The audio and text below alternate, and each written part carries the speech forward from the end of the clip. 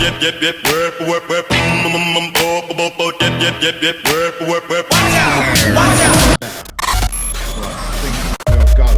recording. We're on. Yeah, we're on, mate.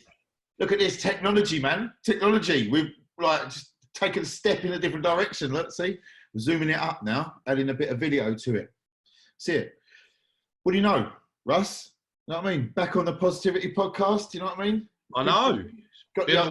See the hay fever's got the better of you, mate. Just get that out of the way. Elephant in the room. He's not been crying or anything. He's not like just sat there whimpering away because we haven't been on the air for a while. That's it. I'm so emotional for the comeback. It's just hit me hard.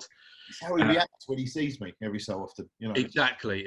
But yeah, I went for just about a 6 kilometre run today, so just over half an hour. Was fine going through the run, and then when I stopped, it was like walking into like your patio doors. Just kind of hit my face, and then my eyes started streaming, nose. I must have sneezed for about 5 minutes straight walking on the streets. Everyone walking near me was just like, this guy's like coroned up to the eyeballs, like walking around me. I thought someone was going to like throw their dog at me or something just to like take me out. But no, it happens. I've not thinking hay fever till about a decade ago. But as I said to my missus before, like I'll get a bout of it and it will really mess me up for a day or so. And then if I just keep dosing up, it kind of takes about 2 weeks and then it disappears. But what I say to myself every year is, you know what I'll do next year is I'll take it 2 weeks before hay fever season. So then I'm ready for it. But I never do. Like a Puritan. Yeah. But I should have really end of sort of March sort of time, April, started dosing up when I didn't have the symptoms and then gone from there. So, fair enough, isn't it? Yeah. Also said to my doctor as well, it can affect my hearing. Oh, because it's ear, nose and throat, isn't it? Yeah, he said, what's the symptoms? I said, it's those yellow people on Sky 1. There you go. See, look, not just like positive advice. I've set the bar already. Well, this is how we roll. Look, don't say we don't give you everything and anything you need. You know what I mean? That's it. But like, I see you got a bit of merch on there. Yeah, BMFC. That's it. So there's the ring, the circle. So this is where we want to get to. There's the outer ring, and like most people are on the edge. Oh, I like it. See, that's where that comes from. Okay, a lot of people, they're like, they're looking over the fence. They don't know whether to jump in or not. And they've got 1 foot in the old life, 1 foot in the new potential. And it's like, once you just burst through that comfort zone, you go slightly outside of it. That's where all the good stuff happens. So it's like bringing them into the circle. Oh, I like it. See, it's a bit of thought behind it as well, the BMFC. It's all good. It's all going together then. So the business is going well then? It's going really well. Like face to face, it was growing as always. And then around about May last year, started looking into online. It was like, I'm helping a lot of guys, but what I was noticing that was like, when I was dropping a pin on my demographic within a 5 mile radius of the gym, which is like, going to be realistic for people to travel to. Yeah. I can only hit 28,000 blokes. And out of those 28,000, probably half of them might have been in my age range, then another half in my demographic. So, I was like, there's only a certain amount of people I can help with this. So I was like, how do I help even more people? Because like I'm quite a modest person. Like if someone says you're doing really well, just say, look, having a go. And I'm not really one to kind of like big myself up. But one thing I can say is that I'm really, really proud of the program that I created for the Busy Man's Fitness Club, because it's evolved though, isn't it? It's evolved, yeah. It was first of all just a program, just because it was so. It actually started because I didn't want to work evenings, and I wanted to replace my income by having the mornings, and I wanted to be able to eliminate my competition, because I kind of knew already that, and even people to this day say I'm crazy, I knew no personal trainer was going to wake up at 4 a.m. So I kind of eliminated that. No gyms were open, so I kind of eliminated that. And then it was just a way for people to just come in the mornings. It was actually originally just called the 5 a.m. Club, and then evolved into the Busy Man. And then it was just workouts and nutrition. But then came in the kind of mindset bit of like balancing out your wealth, health, and relationships, and then how to integrate the three together. And now I'd say it's evolved now into me becoming, especially with the online version of it, more of like a performance and energy coach. So I'm really helping people with their energy. Oh, yeah. That's brilliant. That's amazing. So did you always want to push it that way? Because I mean, the last time we did this, you were just building it. In fact, we were having a chat about ClickFunnels. We were having a chat about excuse me.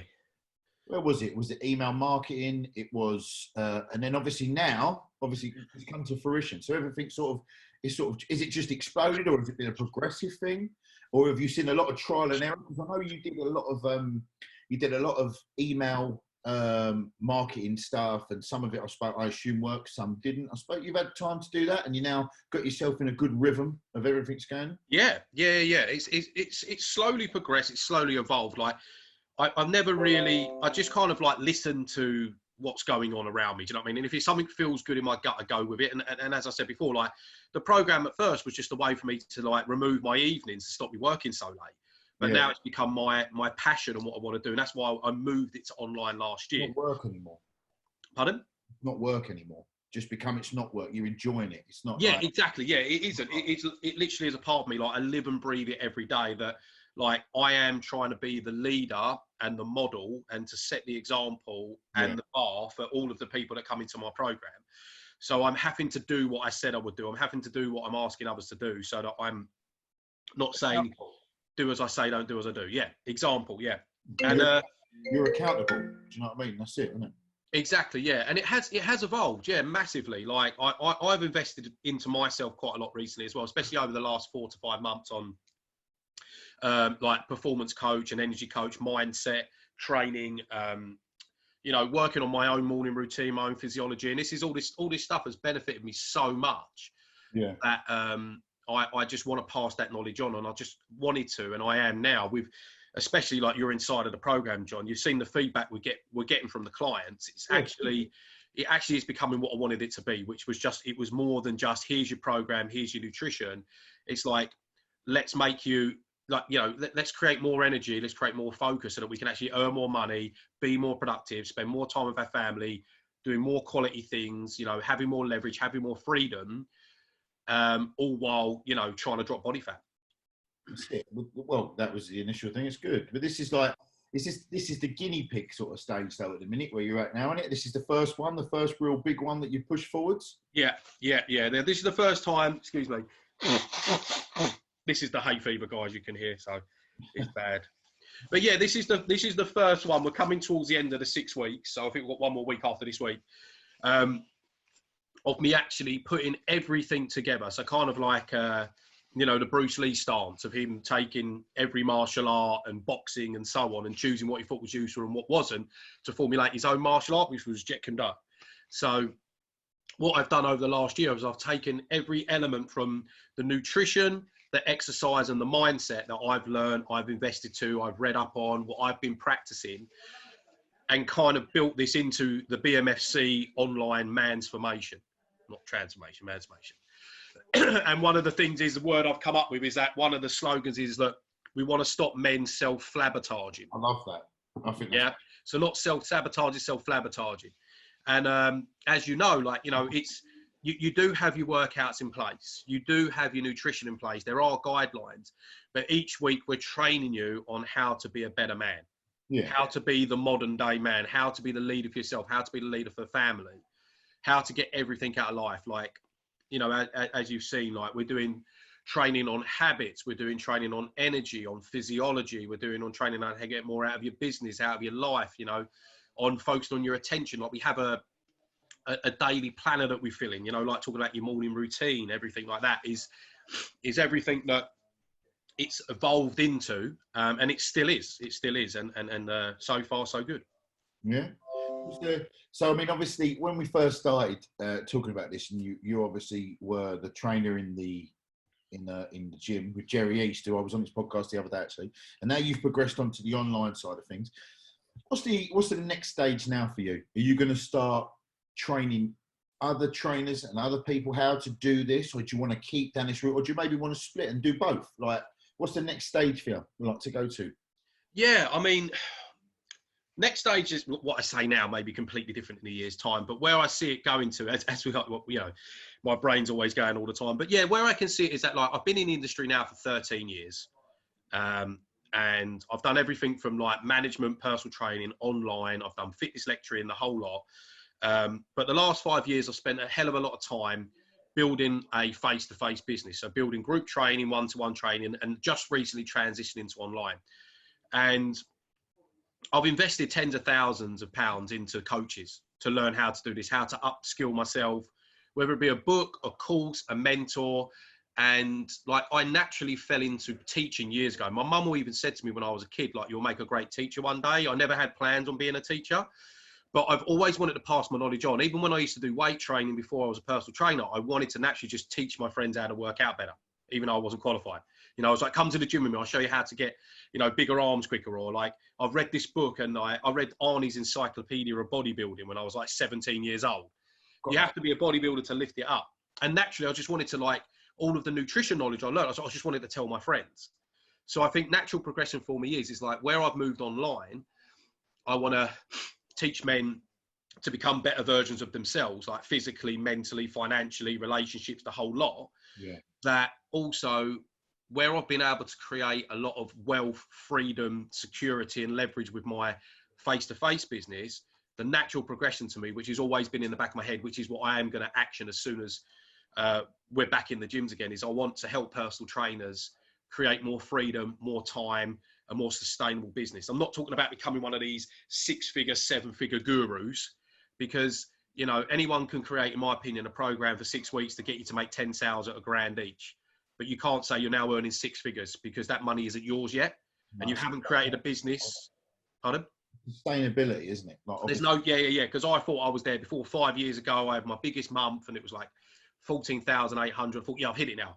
I'm going to be 7 figures by then. But I didn't have all the business strategies in place. I didn't have the manpower tracker in place. I wasn't diarising. I didn't build leverage.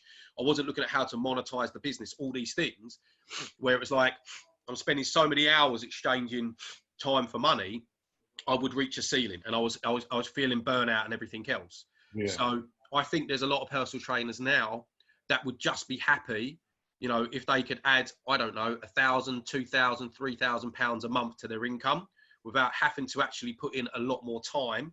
So they can actually have a lot more freedom. They can go on holiday without worrying about clients leaving them. They don't have to worry about having sick days. You know, I'd like to be able to, basically what I've learned and what I've been able to create, I'd love to pass on to others, because I'd rather work with as well trainers that have only been in the industry for maybe 6 months to 18 months, brand new. Because I never had that opportunity. When I first worked in a gym, I had no one to take me under their wing. I had no mentor.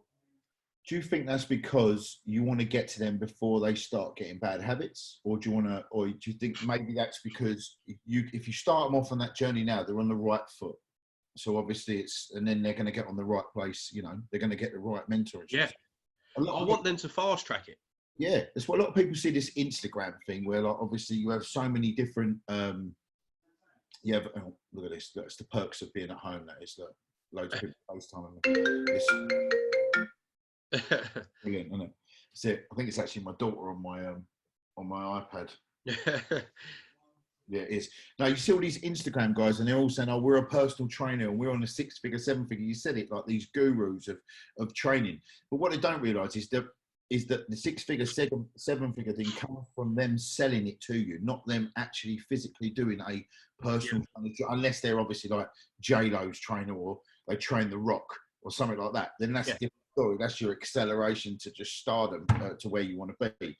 But I think, if you had nobody looks at it from the long game perspective. I mean, Warren Buffett said it best. He said, nobody wants to get rich slow. And that's what it is. Right? Yeah. You want wealth and you start off as a personal trainer. You've got to look at the long game. Like, you're not going to want to be lifting weights, personal training till you're like 60 or 70. It's just not going to happen, is it? Yeah. You have an end game stage to it. You've got to be able to build up. What you've done at your stage is probably the right way of doing it. You've gone through the personal training stage. Now you've gone through an evolution of how you want to teach others. You're stretching out. You're not just stuck in the gym. Yeah. And that's the thing where most people, they think they're going to sit in that gym. Someone's going to come in and pay 20 quid an hour, and they're going to have clients from 9 in the morning till 5 in the afternoon. Yeah. And then go home and do what they want. It never happens. Nobody gets it. Even the best gyms in London. It just doesn't happen. You know? Exactly. Yeah, and this is it. And like what you just said, like the Warren Buffett, sometimes like moving slow makes you move fast. because it's all about just like taking your time to build the foundations. Like I find that every trainer now wants that like magic bullet, like that one advert, that one copy, that one funnel that's going to make them thousands. Yeah, but the reason they want that is because there's 1,001 people out there promising that. Exactly. Like, via silly adverts, and that magic bullet is for them is finding people that believe in that. Like magic beans, if you like. You know what I mean? It's magic beans. They're just sitting there saying, "Oh, you know, give me a cow. You can buy these magic beans, and you're gonna have your golden goose at the end of it." But people don't want to work for anything. No. Nobody wants to work for it. They all just want to ride your coattails. Like you're going to get people like around you that are going to want to. They're going to want to have everything that you've got without everything that you've had to done to get to it. Yeah, exactly. That's it. So like they can invest into the funnel, they can invest into the analytics, but you can't invest into the work. Like you can't pay for that. You can't buy the work. You can invest into it with your own efforts. But this is the thing as well. Like you could have like, I don't know, someone write you a sales copy or a funnel or something like that, which will cost you a lot of money. I think it's like up to around about $5 a word for a decent copy for a sales letter. Or something like that. Even that there's a market for that is unbelievable. Do you know what I mean? Yeah. You can charge like 2,000 to 8,000 a sales letter and stuff like that. A lot of these copywriters are doing, but none of these ads are going to work long term unless you work. Yeah. So if you don't have your content backed up, if you don't have your product, if you don't have the perceived value and actually be able to deliver and do what you said you would do, it's not going to work long term because look, people only buy dog shit in a can once, John. This is very true. That's it, isn't it? You know? That's it. So this is it. And this is what I've done over time is like, you know, 5 years ago, I said to myself, oh yeah, well, you know, I've done a 10 grand month. This means I'm going to do it. It's like, no, you've got to build this all up so that you can create more leverage, more this, because if I was just doing it for money and money only, you know, I'd work every day of the week. But it's not. It's all going to come down to your values. Like your values are like, you know, what's probably highest up on my values is just serving people, is creating content, doing lives, making sure that I'm looking after myself, serving myself first, serving my family, then serving my paying clients, then serving my potential paying clients. That's where it comes from. You know, it's like for free as well. You give masses amount for free. Like in some cases, I've noticed that. It's one thing I've always noticed about you and Jerry, actually. You give a lot of content that others are charging premium price for free on a regular basis. Yeah, because I believe in like purpose first, profit later. Yeah, that's right. I think the money follows. It will, because this is it. Where people see value, that's where money will congregate. Yeah. That's what will happen. And like even Joe Wicks is a prime example of that. Like if you was to go back like 3 years ago onto Joe Wicks's Instagram, if you scroll through 40 of his posts, there'll be 40 different recipes. So 40 different 6-minute videos of him going, midget trees in with the Lucy Bee and all that. Yeah, brilliant. And then you'd click the link and you'd buy his book for 40 quid. But then if you scrolled past, every single post you'd seen would be in the book. Yeah, that's right. So he was giving it to you for free, because even Gary Vee said this. He gives out 95% of his content for free because he knows 95% of people won't actually do it. Very true. Some of Gary Vee's books are amazing. That Crushing It is an epic, epic book to get motivation and sort of build. If you're looking for any sort of inspiration, then it's a good book to have, to be honest. And another thing is like going back to the free stuff, is that it's all to do with like your filters. Like, you know, like I say to you before about like, you know, if you're only switched on to positivity, you'll see that. If you're only switched on to negativity, it's like branding and cars. If you see someone pull up to your driveway with a new car and you've never seen it before, and you say, oh, what car's that? You've now taken it in. What do you see for the next couple of days on the road? Yeah, those cars, everywhere. Those cars. So what's happening now is everyone's switched on to like all of these free workouts. But for the last decade or even 2 decades that YouTube's been around, there's been free workouts. So there always has been free workouts. There's always been free advice, always been free content.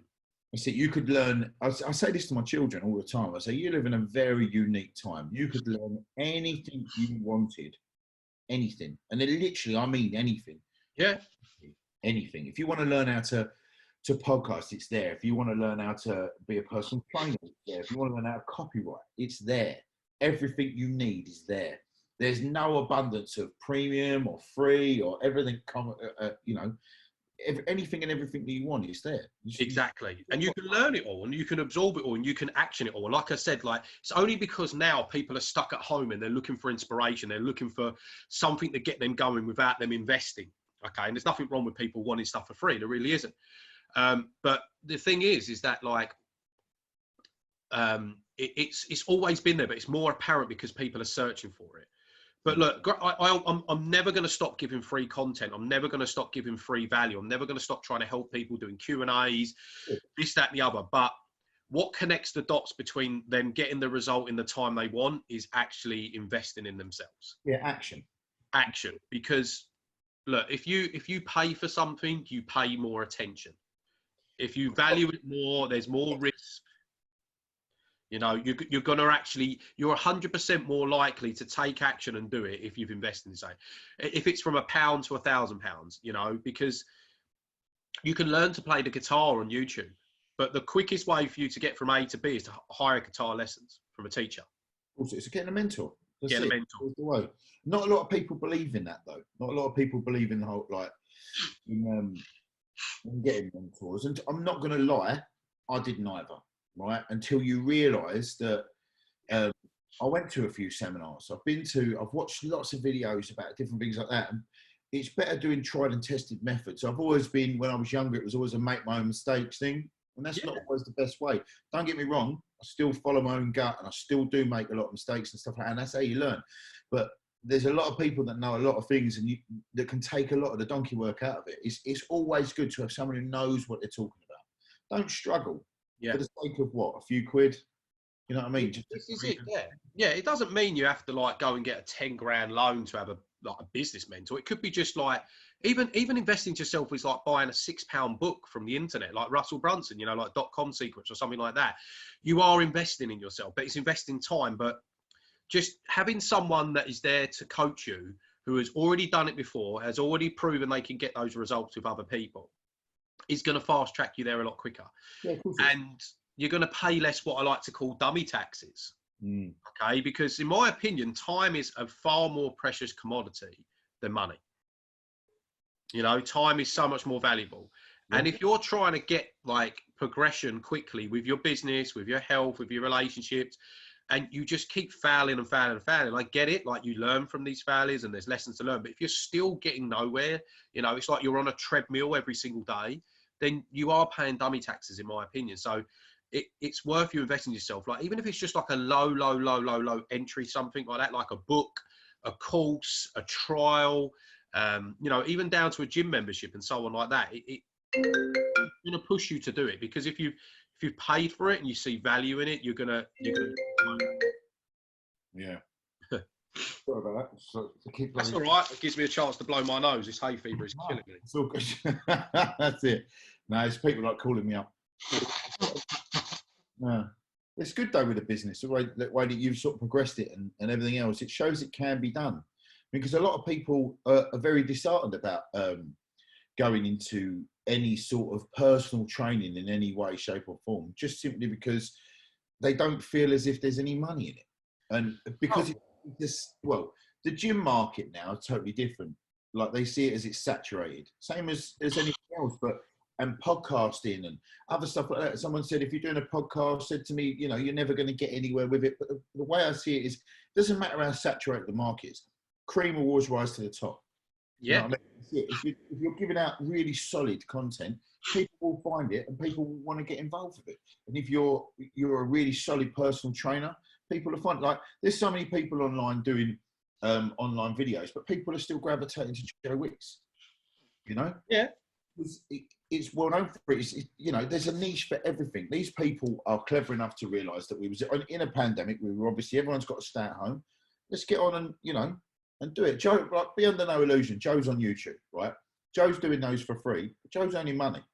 Yeah, you know, he's earning money out of his YouTube channel. He's doing it and everything else. But why shouldn't he? That's it. He's taking his time and he's getting it done. You know, I've got to take my hat off to him. Yeah. They're all doing it. There's loads of them. David Walliams is teaching English. Yeah. Harold Vorderman teaching maths. There's all these different sort of ways. I'm teaching my kids as well. I bought a program online called IXL, and it's got everything from year one like kids all the way up to year 13. So children can go on it and get it done, you know. And I make them do an hour a day. I can track it. It's got everything on there from GCSEs, the whole lot. But that's a perfect example of what you can provide, like going forward. You want to be a one-stop shop, and that's what you're doing with the whole personal training industry. That's mustard. Like the branding, everything is coming together. You know, I've seen the sheet as well behind. You got like normally have a sheet that I get the staff you've got there. That's it. need to buy a Wi-Fi booster because there's some reason we've had the garage turned into a spare room. You're going to tell me your Wi-Fi is slow? Huh? You're going to tell me that your Wi-Fi is slow? No, the Wi-Fi is fine, but for some reason it won't go into that room. So like I have to have this scarf behind me instead of the banner. But no, we'll fix that. But everyone's Wi-Fi has gone crazy over this lockdown. Everyone. I do want to say that for anyone that's listening right now that is a youngster or not happy in their job and they've thought about becoming a personal trainer, like there is more than enough. There is an abundance of business out there. Yeah, okay? Like, you know, please don't get pissed off when I say this, but I don't think we're going to run out of overweight, unhappy people anytime soon. Listen, there's going to be a lot of overweight, unhappy people. Do you know what? If it wasn't for you, I think I'd be on the overweight, unhappy person.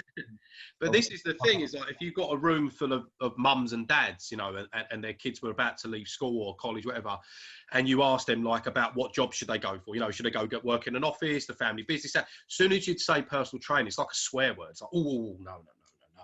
You know, we've had plenty of, because we run apprenticeships out of the gym, we've had plenty of people coming for a trial and then their parents have told them not to do it. And because like, they're not wrong though, because look, the industry is heavily saturated. It's like you can literally like send off tokens off the back of a cereal box and get qualified as a personal trainer now. It's that easy. Okay. Also, a lot of people that, in my opinion, you know, have tried a few jobs here and there, tried the real world or had a go or tried a bit of labouring or outdoor work, but they like the gym. They kind of go down that avenue because they think it's going to be easy. Okay, and then they don't last too long. But look, from statistics that I've read, the average income of a personal trainer is anywhere between 15 and 17 grand a year. Okay, yes. All right. And for someone that wants to run a business and have a family and, you know, buy a house and all that, I don't know where you live, but it could be dependent, but that just isn't going to cut the mustard. Also, when it comes to their lifespan as a personal trainer, it's anywhere from 6 months to 18 months, and they'll literally just go back to their old job or work in sales or something like that, okay? Or they'll steadily grow their business, only steadily, but they'll go peaks and troughs, and they'll either have a part-time job to accompany it, or they just then go into this kind of victim mentality and blame the demographic. They blame the people, they blame the money, they blame, you know, society and so on. But it isn't true, because like, not just talking for myself, but I'm part of like 2 massive personal training circles. Like, so I have a mindset and energy coach, okay, and his name is Paul Malt, okay, and he's absolutely amazing. Before I've heard about it, yeah, Paul Malt's amazing. He's the one that sends me these planners that I fill in every day, okay. And then I also have another coach. You can see that bad boy. Yeah, good, don't they? Then also have another coach who's a business coach, okay? He teaches me how to do online. He teaches me how to do marketing, sales and copy. And his name is Chris Brown, okay? He's not C Breezy, who we've heard about, okay? So it's just as a white dude with a bald head, all right, okay? But Chris Brown, okay? And because I'm in both of these circles and networks and I'm being coached by these people, I'm probably in a group of around about 200 to 250 personal trainers who are absolutely fucking bossing it, okay? They're making money, they're changing people's lives, they're impacting people, their content is on fire, their ads are working, they've got healthy businesses, they can predict their income within 6 months of what they're going to be earning to the nearest £100. They can take time off, they can have more time with family, they can have more sick days, and they're making at least 50k a year up to anywhere to $500,000. Okay. Why is that? What makes them special compared to anyone else? I mean, I know in order to do that, they've got to get you signed up to a monthly or a subscription thing or anything else. Why is their approach any better than anyone else's? What is it that attracts you? Down to 2 things, all right? Because, like, you know, not to sound like a big head and all that, but I'm part of that circle, okay? Mm-hmm. All right, because I've decided to invest in myself. But I'll put it down to 2 things and 2 things only, okay? that you just said there, invest in yourself, isn't it? Invest in yourself. But two things and two things only. Yep. Number one, okay, is that you actually give a fuck about helping people. Okay. Yeah, okay. That's not just in it for the money. You genuinely want to provide quality. You actually care about not just your clients, but your clients getting results. So that even if your business was turning over £1 million a month, you would still do what you do every day. Okay. Okay. So you would still be doing the content. You'd still be doing the ads. You'd still be doing the free stuff. You'd still be going out there. You just have a burning desire and passion to help people. Yeah. Okay. That is one of the things that is going to separate. And secondly, they've actually made a business and had the desire to build a business rather than a hobby. Yeah, because you do get a plethora of people saying, I'm going to teach you how to do this, this, and this, and they ain't done it themselves. And that's it. Exactly. That's why I'm not going to... Fake it till you make it, apparently. That is, yeah. Yeah, but if you fake it till you make it, when you make it, you fake. Oh. Knowledge there, brother. This is it. I think the first key, that is the big one. You actually do have to give a shit. He's actually giving a shit. Like my business coach at the moment, Put empathy into it, and that's it. Our business coach at the moment is coining it, right? Okay, he's a seven figures easy, right? Is this the same fella we spoke about before who you went to see? Is it the same guy you went to see? Or because this was a while ago, I know. No. That was someone different. This was someone different. But this is my coach, Paul Moore. So if you're listening, Paul, like, big up, man. Yeah. He's from Newcastle. It sounds like he says pulled pork. He poured pork. All the details for him. Send me all the details, and I'll put it in the bottom of the video. So yeah. And basically, like, this guy is, he's a very successful guy, but he basically has taught me as well. Like, you just got to give like incredible value, because like people often won't remember what you say to them or what you do for them, but they'll remember how you made them feel. Like, we all remember that one teacher who was our favourite teacher. My favourite teacher at school was Mr. Piercy. I can't remember an actual lesson he taught me. Can't remember anything he said to me, but I remember how he made me feel. Yeah, do you know what? I'll say the same thing. I've got a couple of teachers who are like that. Yeah, just generally, you feel like you're worth something. Like, he genuinely was invested. Like, when you sit down and he was interested. He treated me as a man. He saw me as a young man. He treated me with respect. He had time. He gave us loads of enrichment. He wanted us to do well. He didn't just teach us history. He taught us other things. And I remember that. So it's like when you're putting people inside of your program, whether you're doing online or offline training or whatever your business is, you just want to go like, it's ABCD, above and beyond the call of duty. Yeah. All right. So above and beyond the call of duty. And like, since COVID-19, my coach has gone from giving us 2 live calls a week for coaching to 8. All right. This guy is like, time is very, very valuable and very precious. To keep you captivated. Doesn't want you like falling off the wagon. And that's good. That's a very good line. Yeah. And that's the same thing with my business, with my guys in the BMFC. Every single day I'm checking on them. Every single day I'm asking, what do you need? Every single day I'm trying to post a motivational quote. So it's not like, I've taken your money. It's now down to you to get a result. That's it. I'm going to focus on getting more clients. Yeah, I've got to focus on getting more clients, but I've also got to deliver and do what I said I would do. Yeah. Because right now, especially with COVID-19, like, you need to look after the people you've already got, even more so than the new business. Like, your existing clientele comes first and then your new business. Yeah. Because these are the people that supported you up until now, and they're going to be there when this is all over. Your core following. That's it, isn't it? That's what I say. It's your core following. Yeah. The people that believe in you and have been along for the journey with you since obviously day one, Exactly. And then the other thing is with the business side of things, it's like when I used to teach and then I left to start my own business, I started to give business talks for various gyms. Because I started to do very well very quickly, I was able to action what my coaches were telling me. Naturally, I was like, right, I've learned from like 4 or 5 different coaches in the last 3 years.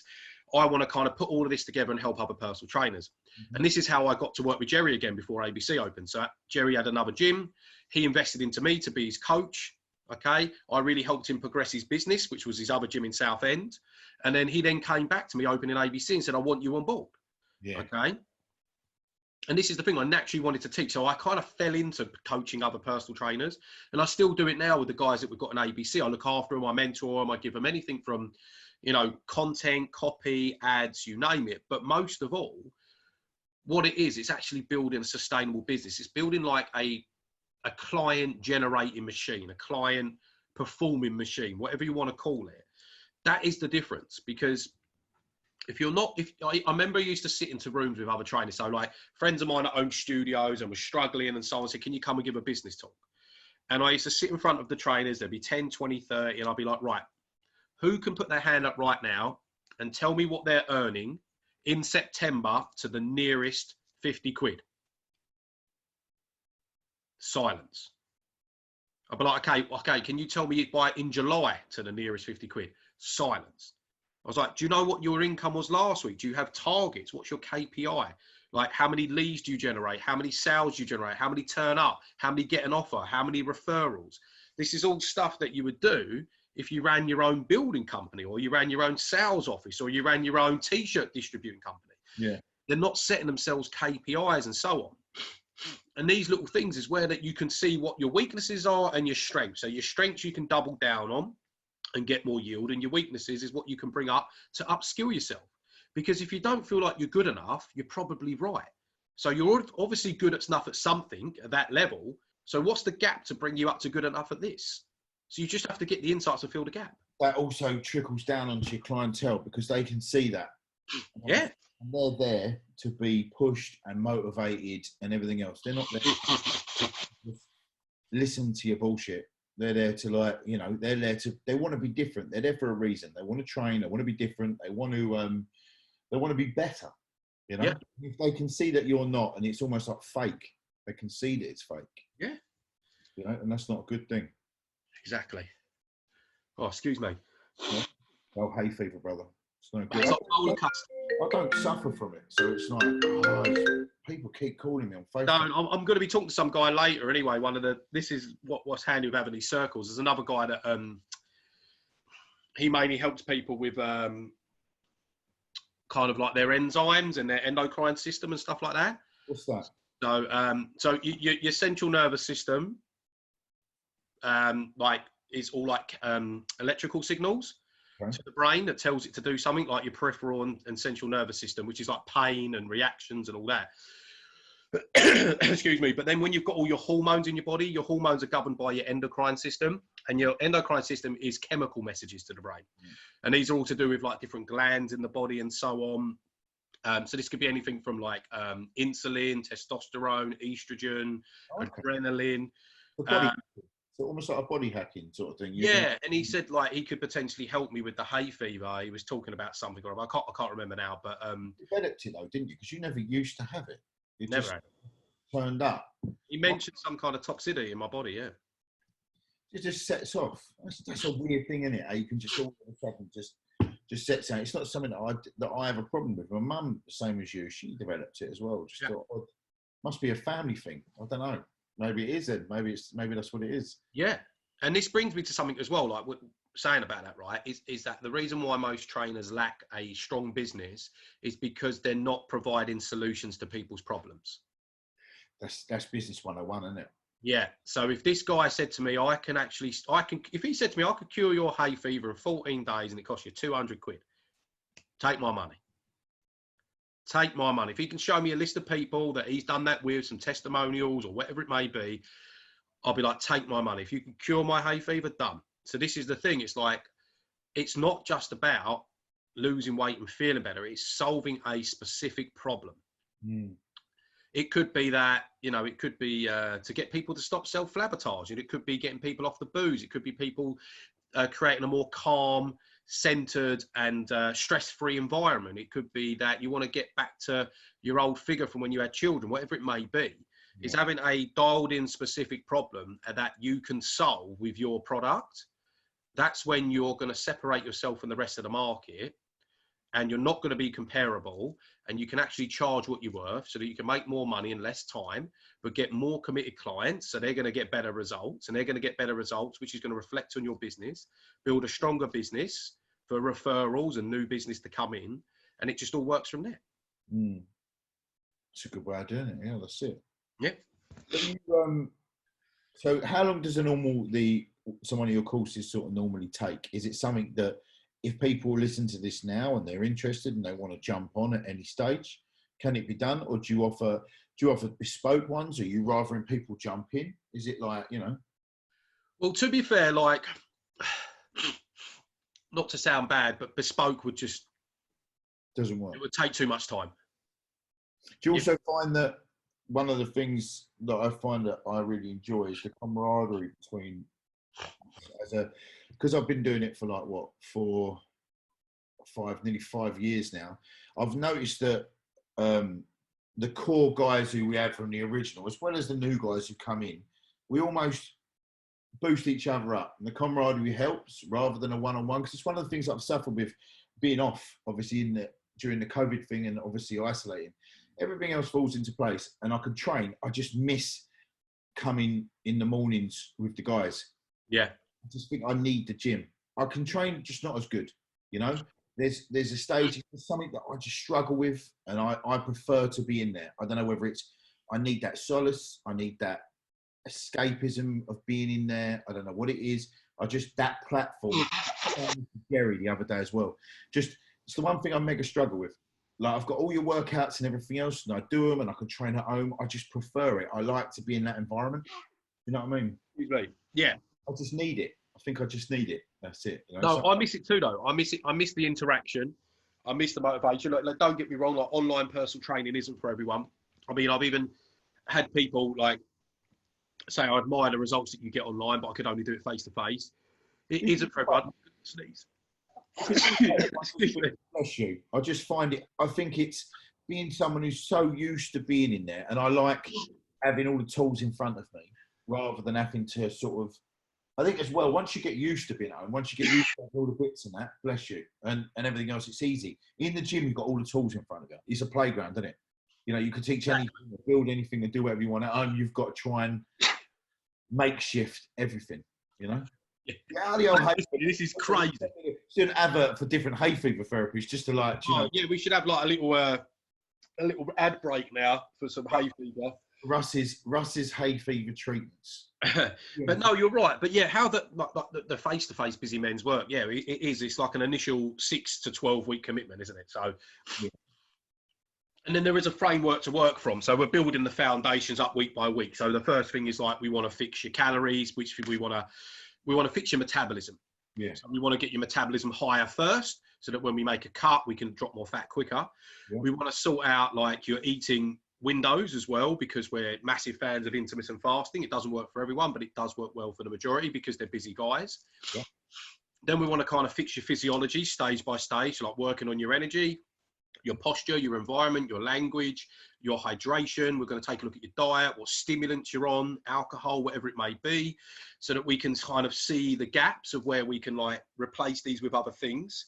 Obviously, you've got the 3 workouts a week face to face, and it all works together. I mean, we've had some phenomenal results from people. Like some people losing, like Tim lost 20 pounds in 6 weeks. Craziness, which is crazy, yeah. But then even online, like it's the same program online. It's just evolved more into the kind of like motivation, routine, mindset, energy, and stress management, and self, flabotage that I've built it into. But people are still getting the same results. Like Cole lost 6 pounds in the first week. One of the new guys. Yeah, I saw that. Grant lost 5 kilos in the first, I think, 8 days.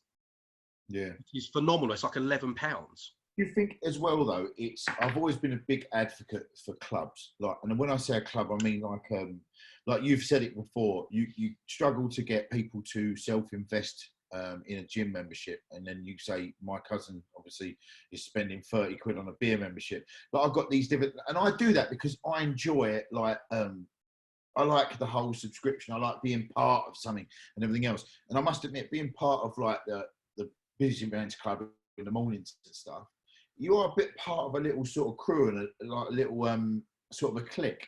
Do you think that having that membership, that private group, really sort of helps, not just with the accountability, but it makes you feel like you're part of something else? You know, do you know what I mean? It elevates you. Do you find that that's better? Oh, 100%. Yeah, it is. It's your own family. It's like your own tribe. And, as we know, like any species on the planet that's in a tribe, they thrive. Yeah. And, we want to thrive through life, not just survive. So, keep getting the lyrics out. You know what I mean? Lyrical lyricists. Listen, we're going to have to get these on like T-shirts and stuff like that. Oh, we need them. We need them all. We need like you know, I'm not, you know, no to self-sabotage. Wake up, brush your teeth, go work out. One of my favourites, yeah. Yeah. We don't complain, we train. That's another one. Yeah. We'll come up with a load of them. Listen, on the first website, when we get this started, when we get the Busy Man Club website up and running and everything else, which we are doing at the moment, there's a link. It's being built. We'll have all of these T-shirts on there, definitely, for people to do it. But yeah, like as you said, it's nice to be part of a club, you know. So like some people, when they, you know, they used to be part of like a rugby club and they absolutely loved that, but then they couldn't play rugby no more. Or you might be part of like a martial arts club or whatever it may be. Like, you know, even like the old boys, when they get older, they become part of a social club or they go to bowls. And it's just nice to have, like, when you was a kid, you had your treehouse, you had your den, you had your, like, you know, no girls allowed, you know, you build your little bit in the woods, wouldn't you? It's like you're just part of a crew, you're part of a tribe. And I think it's just something about blokes as well. They just love being part of something and knowing that it is exclusive. And I think it's good with your business and good with like this sort of stuff to be exclusive, because, like, not to sound negative, but it excludes a certain type of person. Yeah. But the exclusivity is like, you know, this is the eligibility. Makes you feel like you're special. You are, yeah, exactly like you said. You're eligible to be in that club. Yeah, you've got an eligibility criterion. It's like, you know, you're a bloke, you're a busy guy. You know, you're trying to improve health, wealth, relationships, but you want to invest in yourself. You want to get, you basically want to kick life in the dip. Do you know what I mean? You want to like get more out of life, not let everything get to you. You know, become like, you know, it's all about getting that alpha mojo.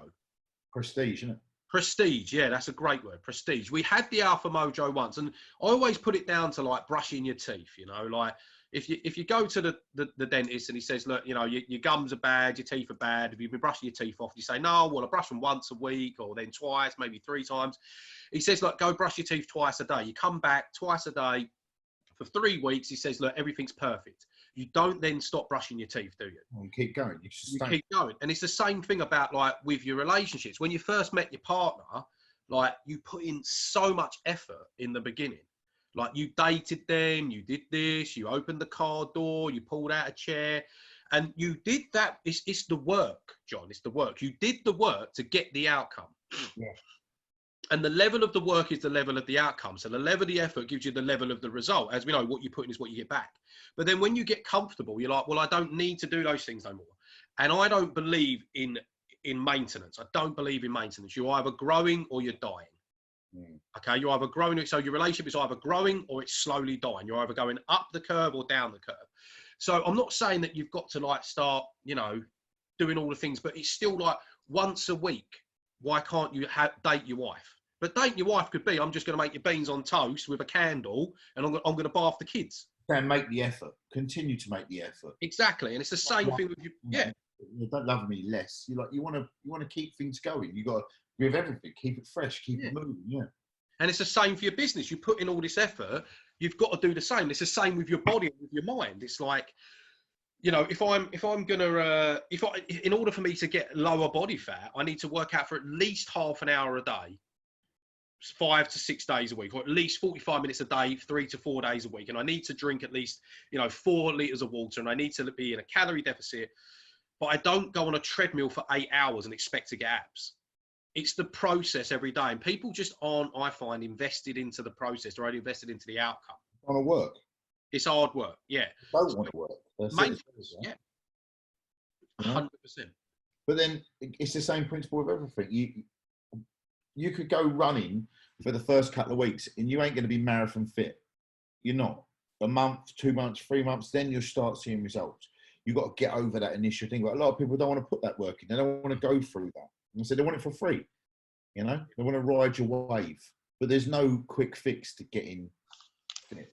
Yeah, there was something I wrote down today, which is quite to do with motivation. Because, like I say, motivation's only half of it. Give them books. Because, like, motivation. Do you find that book helps you be accountable to for the goals and stuff like that? 100%. I'm a big advocate for writing things down. 100%. I like to have a plan. I like to not just a daily thing. I mean, I did download on your Facebook and obviously your site. You had your own version of this.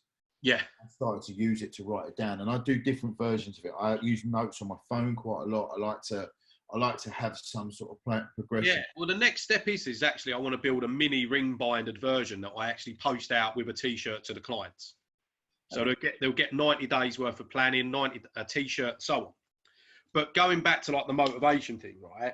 So this motivation comes down to your environment as well, right? Because I read this today. It says if your environment is not congruent or aligned with your goals, all you have left is willpower. Oof. That's it. Yeah. Okay. Meaning that willpower and motivation just isn't enough. It's when you don't feel like doing it is when you want to keep pushing forward. That's it. Yeah. That's when it's also what they say when you're when you get to a stage where you want to stop, that's where you're growing. Yeah. How you push on from that point. How you get to a point where you want to stop, everything's saying stop, and you want to push on. That's where it's really made. Yeah. Nothing's easy. From business, I've owned a couple of businesses. I've had one that's gone under. I've had problems. And I've not wanted to let things go, and everything else. And you've got to work at it. And it's not about how good it is. Like the same as it's like golf.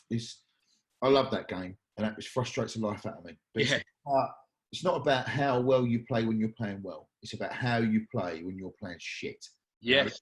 I've had games where I've been in the rough every time, and you can go to pieces. And it's the same in business. It's the same in everything else. You can go to pieces, but you've got to really work at it, bring it back, steer it back in the right place.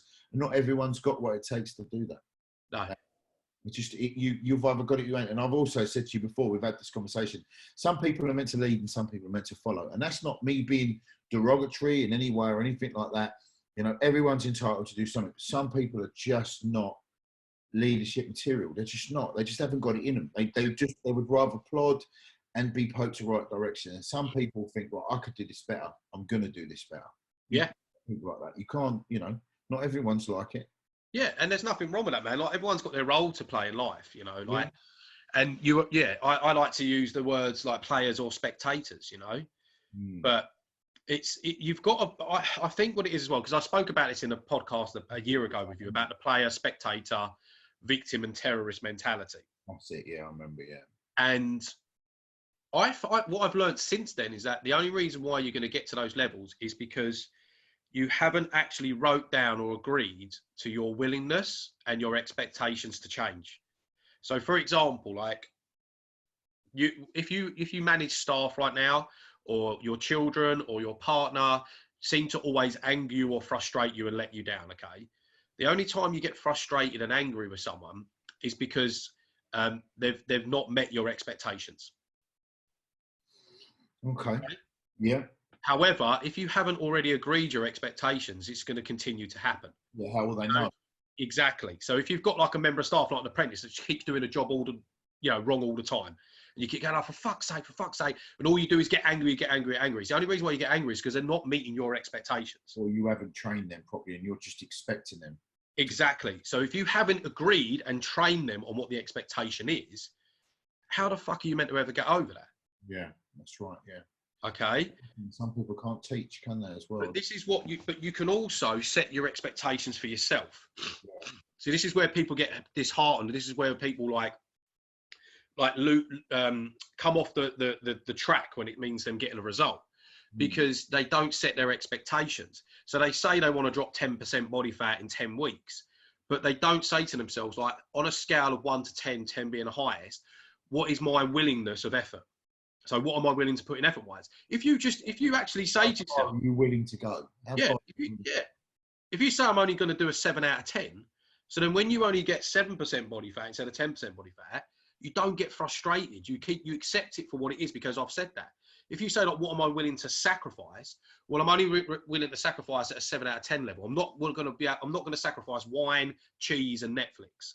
Then cool, that is absolutely fine, But set that expectation to start with. Set that boundary so that when you get the results in life, then you can actually say, look, this is the effort I've put in and this is what I'm getting back. Because if you feel like you've put in more effort than you have, you're just deluded, then you're never going to achieve it. This is what people don't get. This is why they fall out of the love of the process. This is why they don't follow through and finish a goal, because they don't set their expectations and they don't say, look, I'm actually willing to do this. they're also wrapped in cotton wool. And when you tell people the truth sometimes, and you say to them, you know, you haven't lost weight, and oh, but I've been really good. Bullshit. I'm gonna listen. You can lie to me. Don't lie to yourself. That's it. In everything. I think something also. If you've got nobody, I've said this before. If you're like, I'm married, I've got kids, right, and I've got a lot of people around me, yourself and everyone else like that. If I'm doing something wrong, I have a group of friends that will call bullshit. They'll point it out. My wife be the first one to go say to me, John, you talk of shit. Like, enough. You know what I mean? And I'll step back in. I might the first go, hang on a minute. And then I'll sit back and I'll go, oh, maybe you're right. Or if I have an expectation to do this, or I say to you, I'm just not losing the weight, Russ, or anything else, you'll go, well, what are you eating? And I'll be honest with you, and you'll go, well, there you go then. You know what I mean? Your expectations to lose £1 or £2 a week, but you'll do the diet, but you're sitting there drinking 10 pints over the week because you're going out of work and that. This is what's going to happen. I'll tell you what you can do. You can either give up drinking, right, or you can work fucking harder. That's it. But you've got to have that expectation of if someone says to you, you know, I'm gonna run a marathon, but when I went to run the marathon, I didn't train, you know, and I got a shit time. Well, how much running did you do? I didn't do any, you know. But the thing is, you're having that fucking conversation, and it takes that realism of someone else to say it to them. And what I'm trying to say is like, some of these people don't have somebody to do it, so they're looking internally. They go, well, why can't I do it? It's obviously not my fault. Everything's external. All the blame's got to be spaced somewhere else when they're not facing it inwards and go, because the first point is accountability. You've always said that. Always, always, always. Accountability. Every course, every training, every exam, everything you do is your own fucking worst enemy. I wrote a chapter in my book, actually, You versus You. Like, that was something I was saying this to Jerry. Your only competition is you. Every day in that mirror, you know. You can go running with other people and everything else. They've got their own demons. You know what I mean? You got to get you up. You got to brush your fucking teeth. You got to put your trainers on. You got to get out the door. I've got bad knees, and I'm thinking lately, you know, running maybe not for me. I'm looking at exercise bikes. I'm trying to find alternatives. I'm not stopping. I'm not going to be the fucking victim. Do you know what I mean? I know years of rugby and boxing and football and everything else has ruined me. Like, it's broke me, and the weightlifting. But I don't want to stop training. I want to find another way. Yeah, of course. Find a way. You know what I mean? That's it. But I love running. But I'd rather go once a week and then train and do something else. But I'm not going to say, oh, this is blames on this, blames on that, whatever. And sometimes it's easier to blame than do the work. Of course it is, because there's no work in blame. Exactly. There isn't. It's easy to go. It's easy to put my finger and go, it's you, mate. That's it. When in actual fact, you should stand in front of a mirror and then point the finger and do the same thing. Yeah, and I also find as well, and this might trigger a few people listening and piss them off, but it is what it is. You know what I mean? This is just my opinion. But some people don't want to change. Or can't. Because, well, or they can. Or lie to himself and say that they can, that they don't. Yeah, anyone's willing to change, but you know, anyone can change, but this willingness, and they don't want to. And I find that it's because they lose their identity. Okay.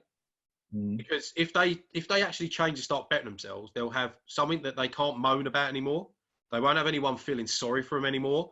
They won't have anybody kind of like mollycoddling them anymore and telling them it's all right, because that is their reality and that's all they've got. But how sad is that? That you've got to a stage where you accept that and that's your life. Whereas wouldn't you rather have people? But also sometimes it's also being around these fucking positivity vampires, which I hate. You know that, right? All this negativity, you got to cut it out of your life. You're making a step to do something because they can't do it and they're not at that level. They want to drag you back down to their level. Yeah. Those sort of people, they just wind me up more than anything else. Misery loves company, man. That's it. Misery loves, and that's it. And sometimes it's not necessarily that. It's the person you're with, you know, the person or the people you hang around with. That circle, cut it out of your life, you know, because otherwise you'll never move on. That's the anchor. That is an anchor keeping you in the shit place where you are. You know what I mean? You have to cut that away, whether it's yourself or whether it's others. You've got to do it. That's it. And some people, they're either afraid to do it because they've lived in that life for so long and they've lived with that person or that sort of thing, or they feel like they haven't got someone else. But the second you move away from that negativity, you gravitate like a magnet towards positivity, towards others. You know, Of course you do. And it all lies with like your perception. That's what it comes down to. Because look, there's some people out there that just like, they go, oh, I know. Look, most people that listen to this right now, look, if you want to drop a bit of timber, you want to feel a bit better, you want to make a little bit more money, you know, you want to have better relationships with the people around you. I'm having a guess, and I'm probably very accurate. About 99% of you already know what to do. Yep. You know what to do. You know what to do. You know what foods are good. You know what foods are bad. You know what's going to help your business. You know what isn't. You know what's going to help your relationship. You know what isn't. But for some reason, you just won't do it. You just won't make a start. And you know that your life is spiraling and spiraling and spiraling downwards and downwards and downwards into not a good place. But yet you still do nothing about it. And one, I think, is because of what I just said before. They'll lose their identity. They won't be able to shift blame. They won't have people feeling sorry for themselves. They won't have something to talk about or people to mollycoddle them. And two, is that it comes down to their perception. So it's down to pleasure and pain. So we're either motivated to move away from pain or to move towards pleasure. Yeah. So let's say, for example, I'm extremely unhealthy, and I know that I should go for a walk of a morning. Okay? So this is what comes down to perception. And I know every morning I snooze my alarm, I sleep in, I don't do it, and my health is getting worse and worse and worse. Yeah. And it's because I have more perceived pain linked to going for a walk than I have more perceived pleasure linked to the walk. Mm. So when my alarm goes off in the morning, I perceive more drawbacks, disadvantages, okay, and negatives to going for a walk than I do see or feel perceived advantages, positives, and benefits of going for a walk. Mm. Okay.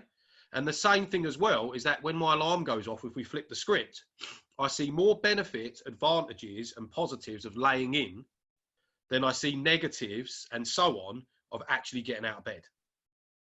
Does that make sense? Yeah, totally. That's perception. That is your perception. So if you know that you shouldn't be drinking as much, or you know you should be doing, you actually see more perceived of disadvantages, negatives, and drawbacks of giving up that habit. Mm.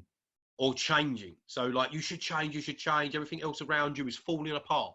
You know, your health, your wealth, your relationships are crumbling from the outside in. And you should change. And it's like, I know I should change, I know what to do, I know what to do.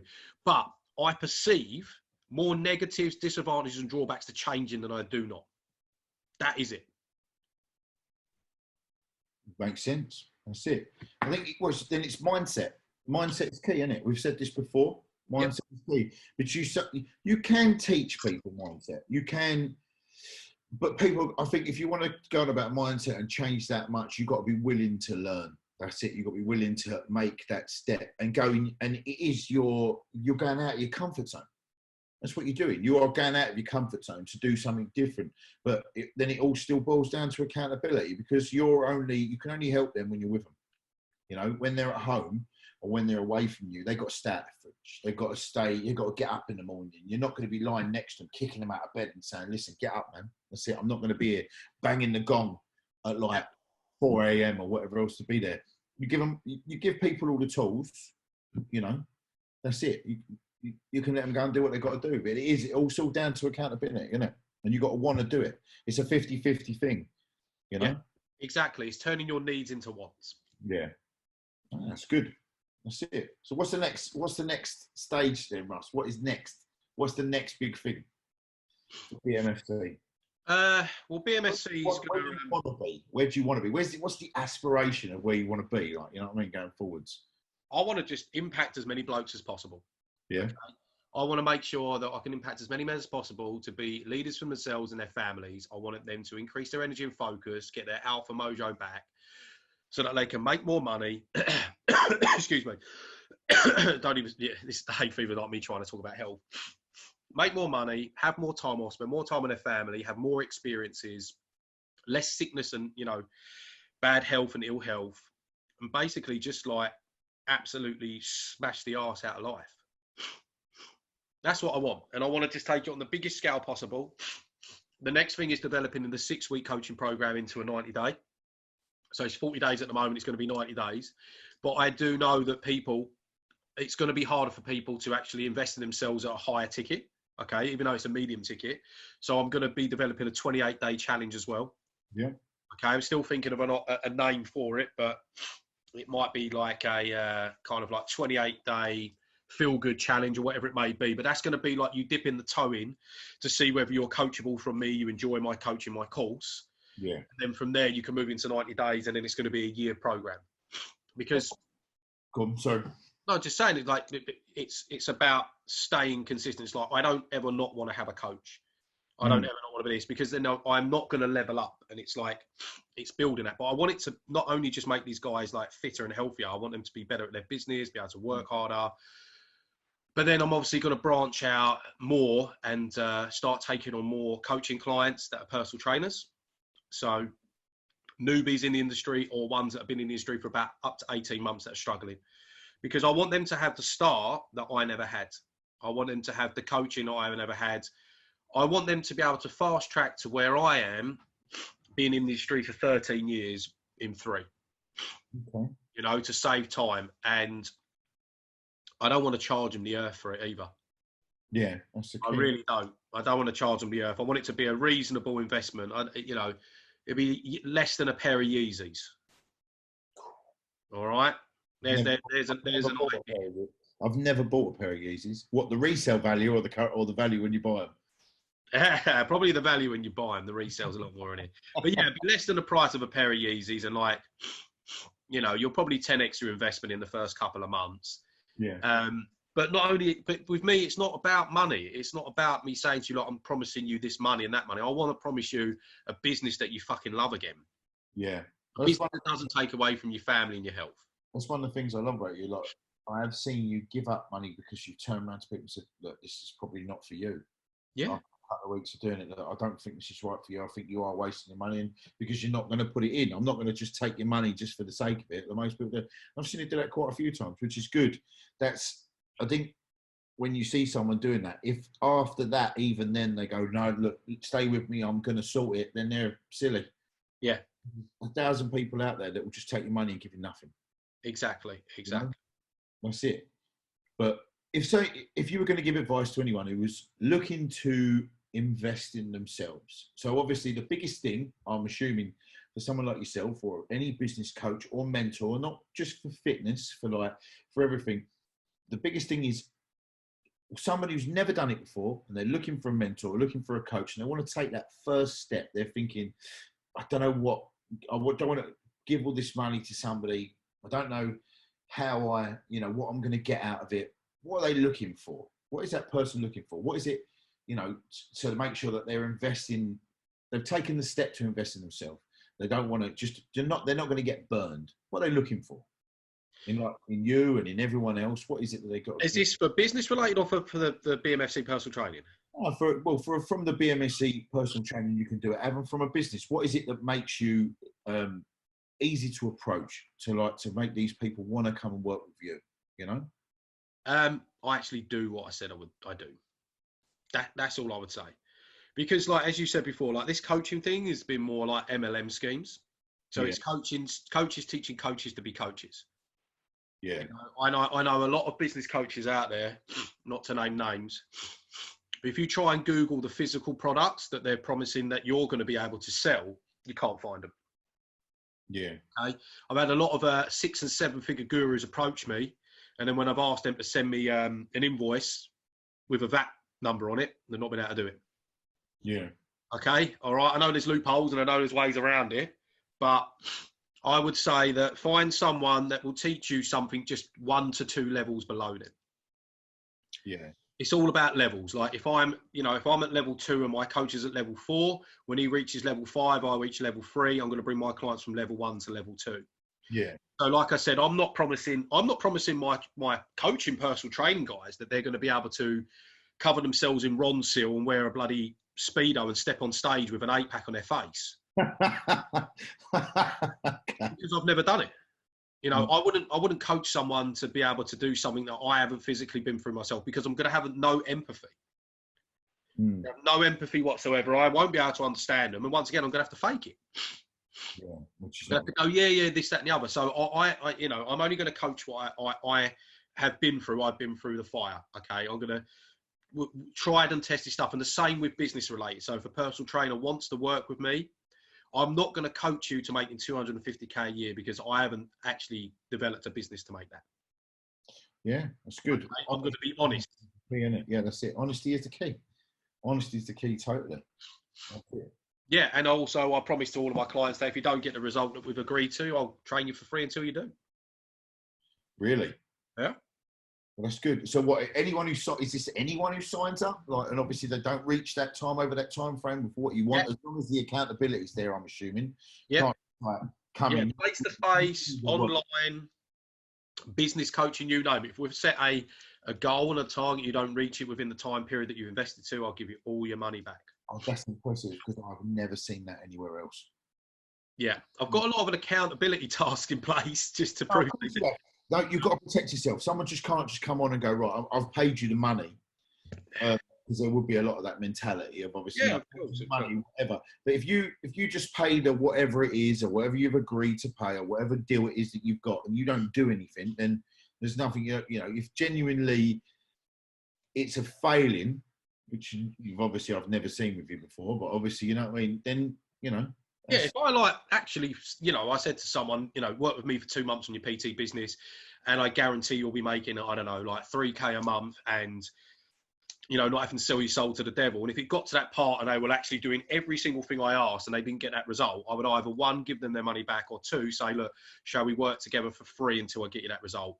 Yeah. And same with a personal training client. If I said, look, the first 90 days, we're going to drop, 25 to 30 pounds.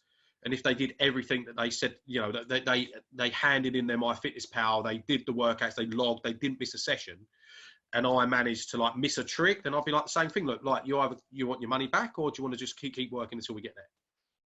But I've never had to do that so far. No, it's good though, isn't it? That's good. Yeah, because the accountability part is there, and I think you give all the tools and everything to get to that point. So, I mean, given let's say fast forward, BMFC is exactly where you want it to be. Your coaching is exactly where we want it to be. I know obviously at the moment you're doing just a BMFC and you're looking at obviously taking on the trainers thing, but from a business mentorship, and you've been going through the business mentorship for a long time now, you want to get that started and you want to really elevate that. So you've got 2 avenues going off at the same sort of time, and then obviously to train people up like other people. I mean, because your mentors have obviously got mentors. Everyone has. It's a chain, isn't it? You're obviously passing down that torch from one to the other. Yeah, it is. It's like I said, levels. Yeah, no, I would love to have both businesses working really well, but the mentoring and the coaching, I have ambitions of that expanding. So that like when we went to Success Resources. Yeah, it's good. That I quite enjoy. I want to be on stage. Yeah, they do. Success Resources. I was reading an email. You can apply to be on there and do that sort of stuff. You have smaller forums and smaller seminars and but you want to branch out not just to fitness, because everything that you're doing at the moment is to do with fitness, isn't it? It's not so much because obviously you've got a massive marketing background now. I mean, when I sit and talk to you about it, I'm pretty blown away. I even go back and listen to podcasts before because I'm trying to grasp it. Obviously from a Facebook, but you really dive deep into it. So much so that I think you could probably start your own sort of marketing sort of firm. And we've spoke about this a couple of times from I'm not that great at that side of things. The other side, the business aspect of it, I'm pretty good with. But we've spoke about this before. But from a marketing perspective, is that another stage or a future thing that you want to start just to market for everybody, not just to the fitness industry, but to teach someone to market their own business or offer services to market other people's businesses? Get a few people there. Is that that's another progression, another string to Russell's bow? Yeah, 100%. We've spoke about it before, and I've never realised so much now how much I want to do so. But yeah, so some kind of lead generation agency.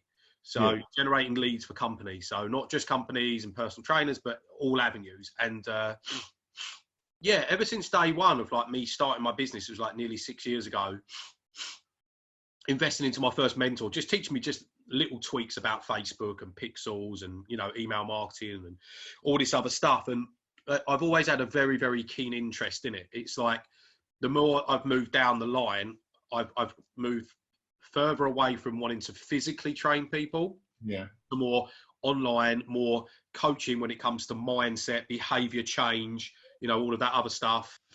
Since this whole COVID-19 thing, I've had loads more time and abundance of time. So I've been spending a lot of my spare time actually learning more about marketing, learning more about Facebook advertising, learning more about funnel creation, retargeting, lookalike audiences, pixels, you know, diving in deeper into ClickFunnels and things like that. So, you know, I'm using these skills not only to develop my own business, but in the future, yeah, definitely would like to start an agency up, especially with you, John. We've spoke about this many a times. Yeah.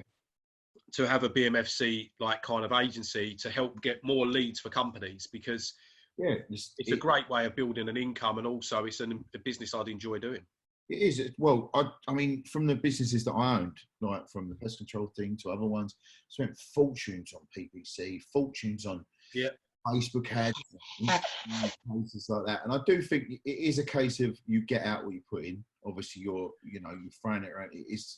That is a big thing. It's a big thing to do, but and it is a difficult thing to do. Like obviously with the ads and everything like that, that is hard. It's hard to do. But you seem to have licked. You know what I mean? Like you spent so much time in it, like over the last 4 or 5 years. You know, your hay fever's killing you, isn't it? Mate, I just can't stop it. Literally 10 minutes before we got on this call, I've been doing cold showers every day. Yeah. You heard of the Wim Hof method? No. Go on. So Wim Hof. Yeah. Excuse me. See, this is just like once I go, I can't stop. You can hear it. Like, but yeah, I thought I'd have a cold shower, ice cold shower for 2 minutes, and it worked for a bit. But it's the same principle as getting like the blood flow in your body, like going through like cryo. Yeah, I feel like I've got bits of grit and sand up my nose when I breathe, so it like tickles. Okay. And that's what's caused a bit of sneeze.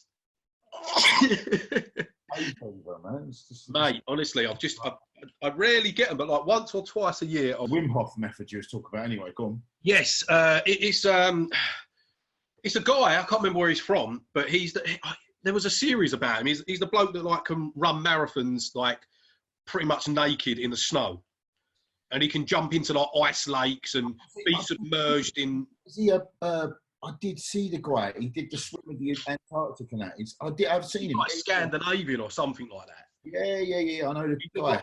He's got to be a Viking descendant, right? He's got to be. But yeah, my business coach was saying for the last I think 3 or 4 years or something like that, he's been having cold showers every day, and I can't remember the benefits, but it's like good for your immune system, your blood flow. It gets your brain kick-started quicker and all this sort of stuff. So I go in the shower of a morning and I do a minute of just like lukewarm, just to wash me bits. You know what I mean? I can't make it colder and colder. And then literally I then step out ice cold. I walk in backwards, so it hits my neck, my back, and my head first. I find it's a lot easier. And then you focus on your breathing. A lot of like calm, your immune system, like your energy, your state, you know, like your mindset comes from breathing. Like it's all done with the breath, and you have to control your breathing. Yeah. And this Wim Hof method is a type of breathing, and that breathing technique, it really does center you. It's like a form of meditation, and the idea is to try and build up to 2 minutes. I mean, I barely do a minute at the moment. What, 2 minutes under a freezing cold shower? Longest 2 minutes of your life, yeah. Trying to breathe normally. Yeah, so I'm on the app at the moment. I don't know if you'll be able to see the app. Can you see that one that looks like a little, like a honeycomb? Next to Calm. We could just about see it. It's pretty blurry, but yeah. Yeah, so that's WHM. And oh, right, there's an app that's called Wim Hof Method.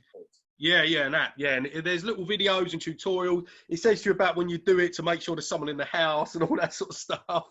WHM. All right. Yeah. I'll put a link to this in the bottom of the video. Yeah. And I'm just trying to do a minute at the moment, and like get that look. Yeah, that's a better. Perfect. Yeah, spot on. So at the moment, I'm doing maybe a day on, a day off of a minute. Like actually reaching a minute, but I'm trying to do it every day. I've been doing it for the last 2 weeks, and 30-day challenge. My missus thinks I'm crazy. Guided breathing bubble. Jesus, quite cool. This is like, I thought you were just going to say there's like a proper science behind this, isn't there? Oh mate, yeah, it's decent. Yeah. There's loads of benefits to cold showers. It's not just for crazy people, and it's really good for muscle recovery. It's good for your lymphatic system, your blood supply, everything. Okay. I'll download this and I'll have a little look into it. Yeah, I don't mind. Yeah, I don't go straight in cold. Only reason is because I like to have a bit of a wash, and because I'm concentrating on my breathing so much, I don't think I'd be able to wash myself. So it will just be like warmish for a minute, like I said, and then I'll just quickly wash my face, my armpits, and all that. And then I'll step out ice cold, walking backwards, and I'm trying to build up to a minute every morning. Okay. Yeah, no, I was reading some of the reviews on here, and there's like a guy who's a ultra marathon runner, and he's saying that his times are getting better. He's doing over 3 minutes and that, and his lungs are working so much better. Yeah. Oh, I'll have to have a little read into this. It's so good for you, honestly. And you don't have to do it first thing in the morning. Like some people just do it at night time. It doesn't matter. Some people do cold and then do hot after. Yeah. I find the benefits better doing after, but it is weird though. Like once you get your breathing going, you really do zone out. Right. You zone out. You kind of like. Well, they do say just through breathing and yoga alone, you can get yourself into like a euphoric state. Yeah, I was about to literally took the words out of my mouth. You feel this bit of euphoria as you're breathing, and then you feel warm.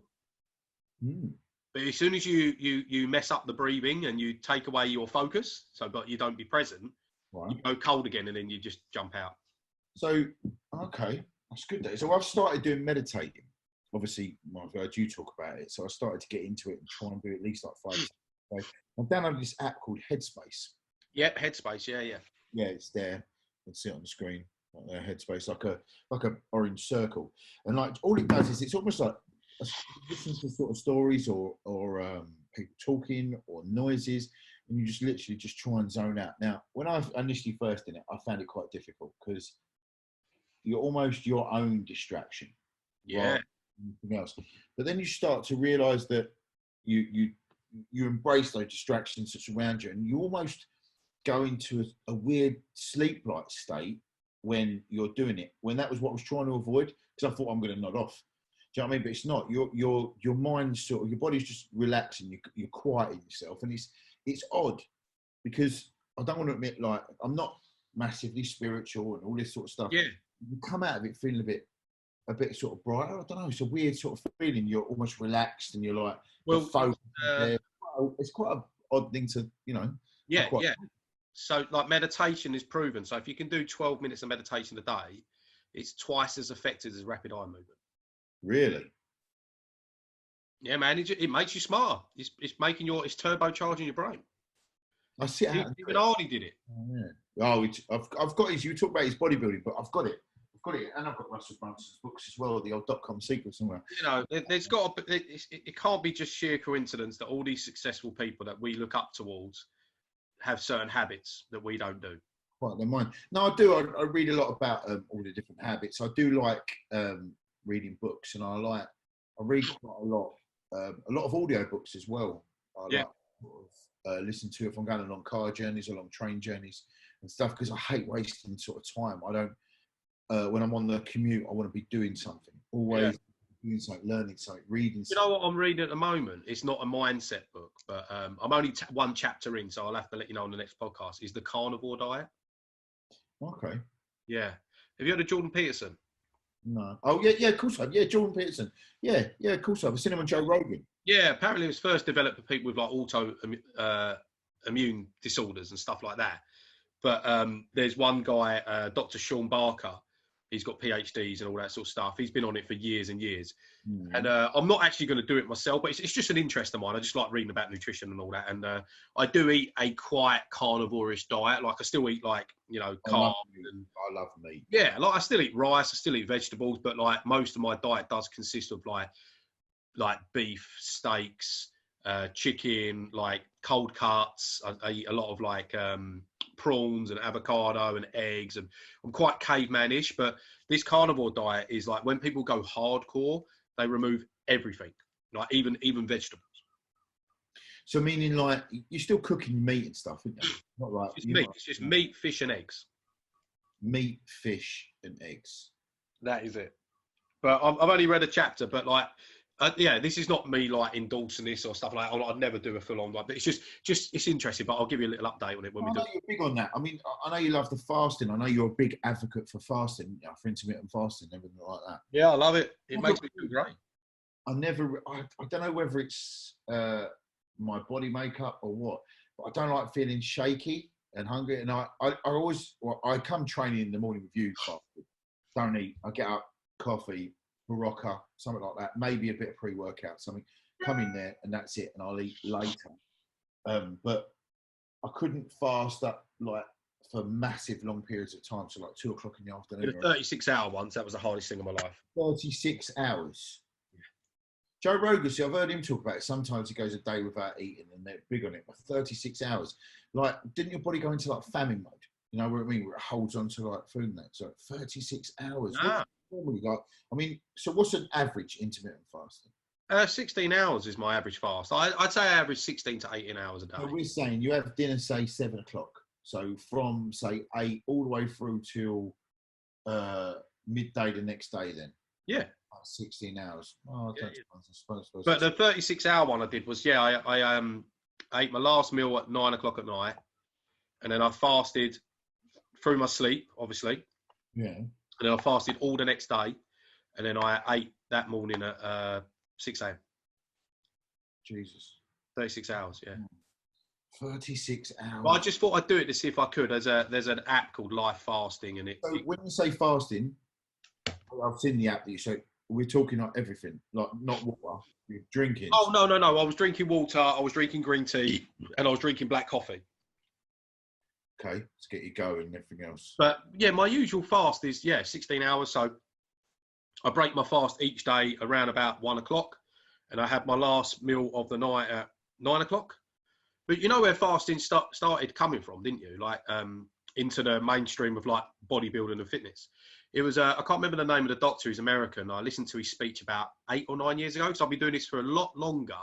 Yeah, I know you're a big advocate. No, it's been about when I say to people like I've been doing it for 8, 9 years, like, well, no, it's only been out for a few. It's like, no. This is before the boom of it and the only been mainstream for a few. That's it. Yeah. But this guy was in America, PhD nutritional, like gave loads of speeches all over America. You know, if you fly from one side of America to another, there's like different time zones and all that. Yeah. So he heavily suffered with jet lag, and he started to look into what we call circadian rhythm. Circadian rhythm is like 24 hours of your body of what it does. It's a rhythm it goes through. So it goes out of being catabolic to anabolic. Okay, so like breakdown to build up. This is why like at around about 3 o'clock in the afternoon, you feel like you want to have a siesta. Mm-hmm. It's because something changes in the body to go from catabolism to anabolism. So throughout the day, we're in a breakdown phase, and then in the evening, we're in a build-up phase. And that's also why around about 3 a.m. in the morning, most people, they kind of stir in the night and wake up a little bit. Even if you don't notice it, you do. It's just because we're having that shift. No matter where you are on the earth, it happens at the same time for that person within 24 hours. Okay. And also to do with food, okay? So if you was having like regular intervals of food and then your circadian rhythm was messed up because of you being at different parts of the world and different time zones, it causes jet lag. So this nutritionist found out that if he fasted on a flight, he escaped jet lag. But what happened was, because he did it for a year straight to escape jet lag, carried on with his eating and his training regime and his diet, but just fasted, ended up getting shredded, gaining loads and maintaining loads of muscle, and having like ridiculous amounts of energy and focus. And then that's where like the 16-8 diet come from. Wow. Yeah, I could do the fasting. I don't know whether 16 hours is a big thing for me, but I could probably. I normally eat about between 6 and 8, and then I could probably do till about 10, maybe 11 the next day. I've probably been off. How many hours is that? Yeah, but the 10 till 6 is 8 hours. So some people think that like intermittent fasting, like you've got to eat, like you've got to break your fast at 3 o'clock and then stop eating at like 11. But it's no. It's what works for you. So if you had your last meal a day at 5, you could just start eating from what would that be? 7 o'clock? No, not 7 o'clock. 9 o'clock. Yeah, so I could probably do dinner and everything else. Yeah. So what you're just eating at about 1 in the afternoon every day. Yeah, I like it because I like to eat late. Like you know, pre-COVID-19, I would work throughout the day. I would get up at 4 a.m. I'd get all of my clients done in the morning. I'd work out myself. I'd do all of my marketing stuff, my emails, my ad copy, reply to messages. I'd create my content. I'd do extra bits. I'd have time to myself. I'd go for a walk. I'd keep myself very busy, very active. And then the time would pass. And then it would be about 12, 1 o'clock in the afternoon. And then I'd break my fast. And fine with breaking my fast and eating an 8-hour window, I could eat more food as well. So I wasn't eating more food as a whole, but I was just eating bigger meals. So I wasn't teasing. How often are you like eating now if you do that? So you'll have one then and then one at dinner time, that's it? Or you like today I've had, so I'm eating 2,300 calories a day. For breakfast today I had 1,100 calories. At about 1 o'clock? Yeah, so I had 70 grams of beef jerky, I had 2 eggs, I had 2 low-fat burgers, I had a bit of sriracha sauce and some cheese. So I had like burgers without the bun, so carnivore. So are you breaking it up so that you've got even calories for this meal and the dinner meal, or are you like saying, right, I want a bigger meal as the last one so that it's going to see me through to the next fast? Yeah. So like this was a bigger meal today just because I was really hungry, but I usually eat between like 800 and 900 calories for my first meal. Then I'll snack on maybe 200 calories, and then I'm always left in the evenings with like anywhere between 1,000 and 1,200 calories for my evening meal. Okay. But also, like, it makes you more aware of the food choices you're eating, because if you eat something that's going to keep you very satiated and full and healthy, you're going to be able to get through your fast easier the next day. Like if tonight I broke my fast with a chow mein, you know, sweet sour chicken balls, some crispy shredded beef and some satay chicken, which would be amazing. All right. I'm guaranteed within 2 hours I'm going to be hungry. That's the thing though, when you have a fucking great big roast dinner around your mum's house, you come home and you're hungry again. Yeah. It's just you're full, aren't you? That's it. Yeah, but the kind of not the carnivore diet as such, but the kind of like high fat, high protein diet, the more like, you know, lots of avocado, steaks, chicken, you know, greens, all that kind of diet goes kind of like Mediterranean diet. That's what I was looking for. Kind of goes hand in hand with intermittent fasting, because them foods do make you feel fuller quicker. Like high protein makes you feel fuller quicker, makes you feel satiated, it's more satisfying, it's tastier. You know, it's clean but nice. You look forward to the meals. And also like, what's the word I'm looking for? It's, it just overall just satisfies you more. Rather than just eating carbs all the time. Like, you know, like you can even see here, I was just eating. Oh, I love beef jerky though. Got a thing. Yeah, that's on my bucket list, is to make my own. Make your own jerky. Yeah, I want to do that. When I get my house, I'm gonna have a little like man cave, and I'm gonna dry out meat. I think it's like quite a long process. I think it's like monthly process, maybe more. But yeah, get some wagyu beef. Just for yourself, Russell's jerky. Russell's jerky. No comment. You're gonna have to make something out of that. Yeah, obviously that's probably not going to be the tagline or the or what you're going to call it, because that just doesn't make sense. That's all. Oh, don't. Russell's jerky. That's the one. Yeah. All right, geezer. Well, we'll wrap it up, and cheers for coming on. And it's been a while, and obviously we're going to catch up now. We'll have to do these a lot more. You know what I mean? Yeah. I've got a few people in mind as well we can interview as well. So I've got a few people in my circle that a guy called Leigh, he's a mindset coach, and I've got a few others. I might even see if I could actually get, it'd be amazing if I could get Paul Mort on it. Yeah, no, I went up for it. Let's get Paul. Yeah, let's get Paul in there. Definitely. Yeah, cool. We'll sort it out, and we'll get it. If it's a remote one, and ask him if he wants to do it. We'll do it over Zoom. It's unfortunate. It's unfortunate that we couldn't go face to face. He lives up north though, doesn't he? He's South Shields. South Shields. Oh, he is North East. All right. Yeah. Okay. Fair enough. Yeah, I wouldn't mind travelling and everything else. Go up to York quite a lot, to be honest. Yeah. Yeah. We'll see how it goes. Definitely. Yeah. No, it's good. Informative, pal. You know what I mean? It's good. As always. Yeah, cheers for coming on, and I'll we'll catch up soon. Yeah. Sweet.